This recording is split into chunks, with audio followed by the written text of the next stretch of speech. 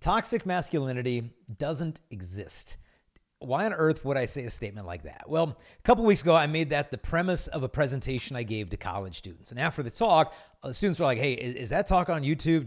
Did you put that anywhere? I'm like, no, that's kind of like the first time I ever gave that talk. And they're like, dude, you got to get that online somewhere. And so I decided, well, why don't we just take kind of the bullet points of that talk and base the whole podcast around that this premise that toxic masculinity doesn't exist. Now, before I make the case for that, I first want to thank our sponsors at Hallow. Lent is upon us, and you're going to want to check out the Hallow app because they're doing something awesome this spring. They're taking the voices. They've got Jonathan Rumi, okay, is the actor who played Jesus in The Chosen, and then they've got Jim Caviezel, who played Jesus in The Passion of the Christ, and both of these guys have contributed their acoustic talent, their voices, to give us these meditations from the gospel in the voice of Christ through this app for every single day of Lent. And so if you've kind of sometimes scrambled, what are you doing for Lent? I'm giving up Skittles or whatever. Like, you want to go a little deeper this year. Take advantage of this app. If you can try it out for free, just go to hallow.com/lustisboring to journey with these two incredible actors and men of Christ to get more out of Lent. Every single day, they're going to be challenging you, giving you some reflections, some suggestions. And so take advantage of this. It's 40 days of Lent. Go out into the desert with Christ. I also want to note that our pilgrimage this summer is on. We've got 2 pilgrimages. Super excited to announce this because it was kind of on hold for a while with all the vaccination stuff and COVID requirements in Israel. But the doors have been lifted to travel, not only to Poland, where we're going on our first pilgrimage, but then secondly to the Holy Land in Israel. You don't even have to be vaccinated. All they ask is that you don't have COVID when you get on the plane to head over. And so if you're thinking of some summer travel, we've got 1 pilgrimage to Poland. We're going to go walk in the footsteps of St. John Paul II, visit St. Faustina. We're going to go to the concentration camp, St. Maximilian Kolbe, Edith Stein. If you want a religious experience this summer that's going to just rekindle your faith, maybe it's been a while since you've traveled because all the COVID stuff, come with us to Poland. It's going to be an incredible trip. We're going to go up in the mountains where John Paul II used to hike with young adults. And so whether you're a married couple, you got a family and teenagers, college student, young adult, single grandma, everybody's welcome on that pilgrimage. Likewise, over to the Holy Land, Father Agostino Torres and I are going to be going to Israel, Bethlehem, Nazareth, the Dead Sea, Calvary. If you've never been to the Holy Land, I think every Christian has got to go at least once in their life. It will completely transform the way you read Scripture, the way you listen to the readings at Mass. It is absolutely transformative. We're going to go out on the Sea of Galilee, and you're going to get to see where all like the mysteries, the Rosary took place. Go. If you're thinking about it, just go to chastity.com/pilgrimage, or just go to chastity.com and the pilgrimage post will pop up right there. Click on that. Think about it, pray about it. We would love to have you. There's still some spots available on the trips. Go to chastity.com/pilgrimage. Now, back to the point. Toxic masculinity does not exist. There is no such thing as toxic masculinity. Now, obviously, have guys done some horrible stuff throughout history? Yeah, obviously, but that's not toxic masculinity. Because you know why? Because if it were masculinity, it would not be toxic. Do you know what that kind of behavior is? It's effeminacy. Now, why would I call toxic masculinity effeminacy? Well, I'm basing it off the definition of St. Thomas Aquinas of what he said effeminacy is. Now, effeminacy is not when a guy is sensitive or compassionate or kind. I mean, those are good things in a guy. It's not femininity, which is a good thing. It's not same-sex attractions. It's distinct from all of that. Effeminacy, according to St. Thomas Aquinas, is when a man refuses to let go of what is pleasurable in order to do what is arduous and difficult. That is his definition. So in one word, it's softness in a man. It's an inordinate attachment to the pleasure that makes you unwilling to let go of it to do what is arduous and difficult. And so men have been created, in my opinion, for battle, for hard things. I think it's wrought into our nature. I remember, we want a battle to fight. I remember, I think it was Father Malachi was on the show a while ago, and he said some stat that boys, young boys are 10 times as likely than a girl to use a kitchen utensil as a weapon.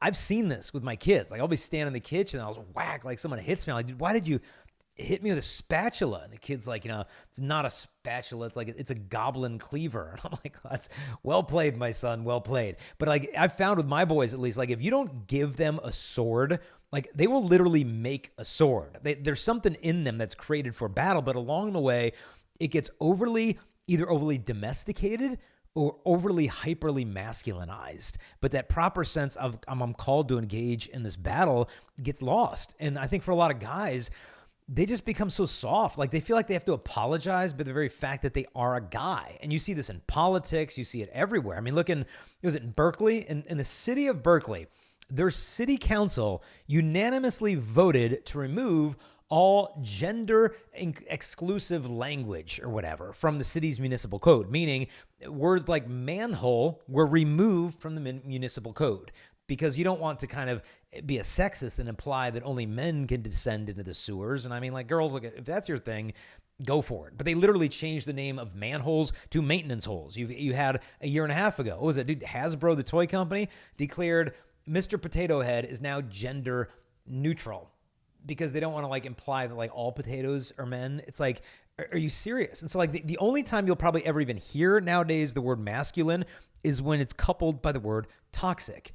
But this is such a disservice because it makes us think that masculinity is the problem when in reality it's the absence of masculinity that is the problem. And so how should a guy counteract this softness? Well, you got to do what's hard. You have got to kind of do violence in a sense, not to others, but start with yourself. And I'll give you a couple of Bible verses I want you to chew on about this. The first would be John chapter 2.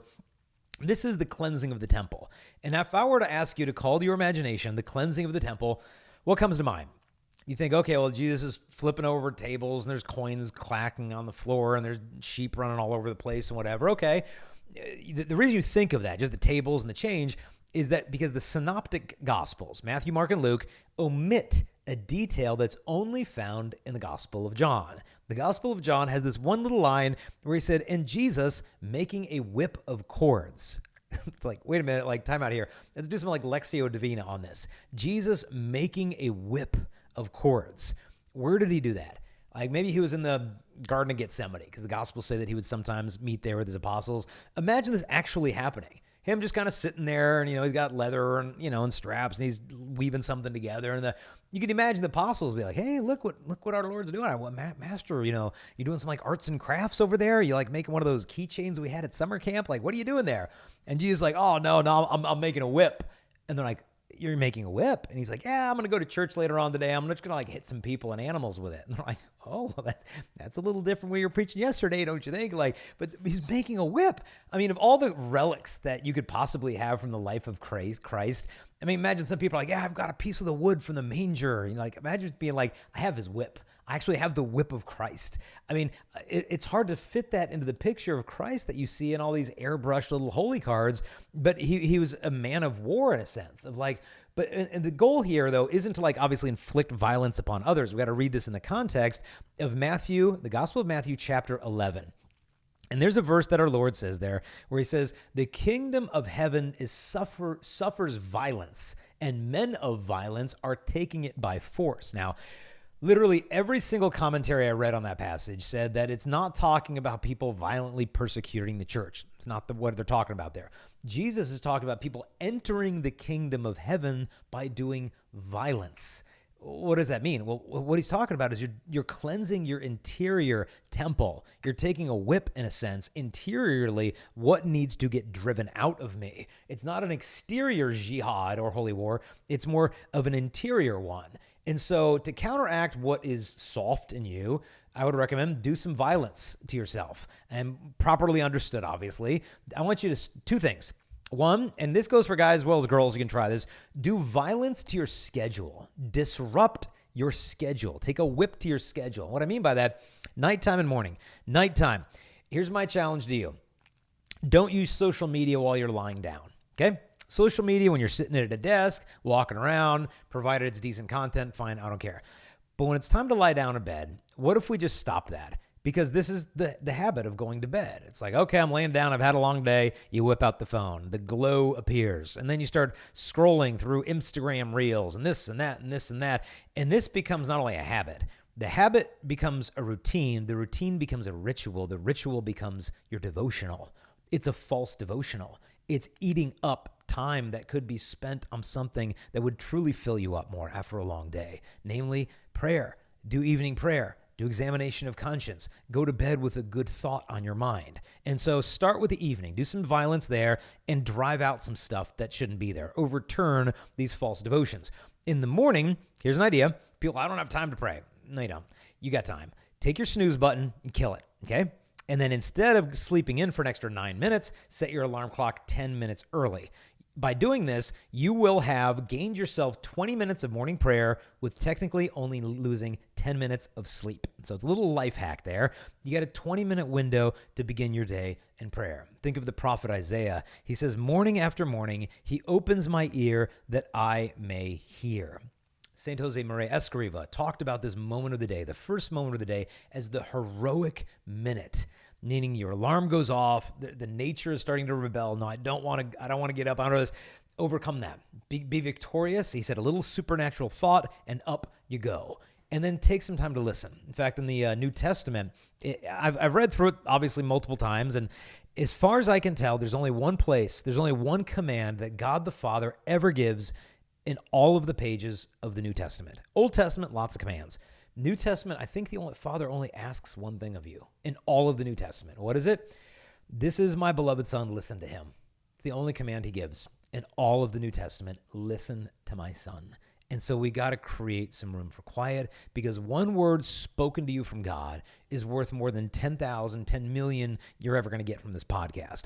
But if we can carve out that morning time and that evening time of some prayer, it becomes like the bookends of your day that hold everything in order between them. And so the first thing I want to just challenge you to do some violence to your schedule, morning schedule, evening schedule, build some time in prayer there. Second thing, do violence to your senses. What I mean by that, St. John Chrysostom said that the 5 senses, the sight, taste, touch, hearing, all that, are like 5 entry points of a majestic castle. And if you don't have a guardian at the doorway of those senses, any enemy can enter in and take possession over the fortress. And so do you have a guard guarding your eyes, guarding your ears? Do you have a guardian there blocking stuff from entering? And obviously for the guys, the number one thing I'd recommend is not just to purge the junk out of your playlist that you shouldn't be listening to, but when it comes to pornography, you got to get this out of your life, because the way I see it, and I'll just be blunt with you, and I don't know that everybody would take this hard of a line, but this is what I'd say. Guys, if you're single, you can't ask a girl on a date if you're still looking at pornography, period. Like you can't ask her on a single date. And the reason I say that is because you can't ask a woman to commit to you if you're not prepared to be faithful to her. You just can't do it. I mean, you have to make up your mind if you want your pixels or if you want a person, but you simply can't have both. And some guys will say, well, look, I'm doing good. I'm working on it. I haven't looked at it in 2 weeks, and it's not enough time. Because it's like if I were to take a sword and like just thrust it into your belly and then pull it out and be like, oh, it's out, you're good. It's like, no, yeah, it's out, but like your like intestines are on the floor. Like there's some healing that should probably take place here. And so it's not enough simply to remove this stuff, but to do the healing and the hard work that has to take place once it's gone. And I'm blunt with you men on this, just because not only do I think that you can do this, I think you must do this. Like, surrender is not really an option. Defeat and giving into this for a lifestyle in a lifetime just can't be an option here. Because not only is this porn and the lust and all that stuff, it's not only not what you want, it's not even who you are. I think I had shared a long time ago that I was reading a book in which this Christian guy explained that apparently he was married, but totally a different guy from church than he was at home. He was cheating on his wife, looking at porn, going to strip clubs, prostitution, you name it, he was into it. And he finally has the guts to open up to another Christian guy from church, and he's saying, look, I'm not the guy you all think I am. I know I look like I got this happy family and I got all together, but I'm a mess. I'm a hypocrite. I'm looking at porn. I'm doing all this stuff. And the Christian guy said to him, well, if what you really want to do is look at porn and masturbate, then go ahead and do it. The guy was like, wait a minute. Like, he knew this guy to be an upstanding Christian guy. And the guy said, no, if what you really want to do is look at porn and masturbate, then go ahead and do it. And he kind of pounded the desk and he said, no, that's not what I want. And the guy looked at him and smiled and said, exactly. And for him, it was like this watershed moment of realizing that I'm not completely depraved. Like, maybe there's something good in me beyond just my messy little addictions. Maybe deep down there's a current running, yearning for authentic love. Maybe that's kind of thing that I'm made for. And in the end, masculinity isn't just about like slaying the dragon of lust. I remember one college guy emailed me and he had this really good insight. Listen to what he said. He said, is masculinity more than just fighting lust? He said, perhaps it's being brave enough to move past lust, to engage the formative systems, stories, and traumas that have led us to use lust to survive. Let me repeat that. Is masculinity more than fighting lust? Obviously it is. He says, perhaps masculinity is also about being brave enough to move past lust, to engage the formative systems, stories, and traumas that have led us to use lust to survive. And so instead of seeing lust as just the enemy, we've got to understand that's like the rotten fruit hanging from the tree. But do you have the courage to go down the root into the soil, into the systems that's nourishing this lust and making us go back to those things, using that as an emotional crutch or whatever? Do we have the bravery to realize our weaknesses and go down and find that deep healing? Because looking at the porn and the masturbations, like I said, it's not even who you are, who you want to be. It's easy enough to prove. When Crystalina and I were engaged, I remember, I don't know if we were dating or engaged, but we were at a shopping mall together. We walk into this bookstore. And I noticed there's a small group of college guys standing around some little smutty pornographic magazine. And I said to Crystalina, I'm like, oh, here, I got a fun idea. Why don't you go over and just stand next to those guys? Don't say anything. You don't have to do anything. Just walk over and stand next to those 4 teenage boys looking at porn. She's like, okay. So she walks over. There's a beautiful 19, 20-year-old woman just walks over, and she just stands next to them. And they realize her presence, and immediately things got awkward. And they were like, and they just dropped that magazine like it was on fire and just walked out of the store like, hey, how about those Los Angeles Rams? Yeah, they got a great secondary. And it's like, dude, what happened? How did she make 4 teenage boys just completely spontaneously lose interest in half-naked supermodels?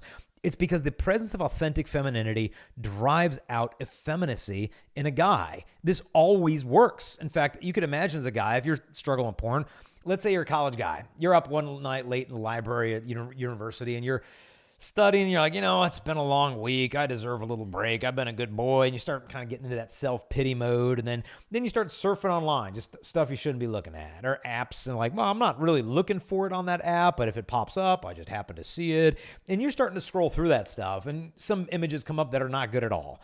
But then you notice out of the corner of your eye, a woman is walking towards you, that one girl that you've kind of had your eye on all semester, and you've always wanted to meet her and make that great first impression. And she's about to pass by, and within 5 seconds, she will see what is on your screen as she walks behind you. How easily would it be? How easy would you just swipe right away and, oh, look, I'm back to studying pediatric embryology. Blah, blah, blah, blah. Like, okay, what just happened there? How did you so instantaneously overcome those urges to use because you wanted to be found a man? Well, it's because the presence of authentic femininity, as I had said, drives out effeminacy. And this is why it's so important as guys that we get close to the Blessed Virgin Mary, that you foster a devotion to her. I read of a saint recently I'd never heard of before. The guy's name was Saint Gabriel of Our Lady of Sorrows. Listen to his advice for the guys. Now, he was writing this in a letter to his brother because he was on his deathbed. He was about to die, and he wrote this before he died to his brother. He said, do you want to love? Love Mary.